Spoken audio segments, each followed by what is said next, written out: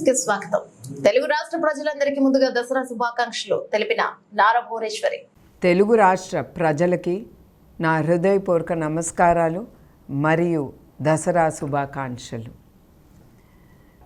నా నిజం గెలవాలి పర్యటనప్పుడు రాష్ట్రం వ్యాప్తంగా నేను తిరిగినప్పుడు చేనేత కార్మికుల్ని చాలామందిని కలిసి వాళ్ళు పడే ఇబ్బందులు కష్టాల్ని నేను తెలుసుకున్నాను. చేనేత వస్త్రాలు మన తెలుగు రాష్ట్రాల్లో మంగళగిరి, వెంకటగిరి, ఉప్పాడ, పోచంపల్లి, సిరిసిల్ల, గద్వాల్, ఖాదీ ప్రసిద్ధి చెందినవి. నూలు సేకరించినప్పుడు బట్ట నేసే వరకు ఆ కార్మికుడు పడే కష్టాలు, ఇబ్బందులు ఎన్నో. అతను ఆరోగ్యం కూడా లెక్క పెట్టకుండా ఆ బ్లీచింగు, యాసిడ్ మధ్యన నుంచుని అతను బట్ట నేస్తున్నారంటే మనం అందరం ఒకటే ఆలోచించాలి. వాళ్ళు పడే ఆ కష్టం వాళ్ళ బిడ్డల కోసం, వాళ్ళ కుటుంబం కోసం, వాళ్ళు ముందుకు వెళ్ళటానికి వాళ్ళు అన్ని ఇబ్బందులు ఎదుర్కొని బట్ట నేస్తున్నారు. అందుకే మన అందరం ఆ చేనేత కార్మికులు వాళ్ళు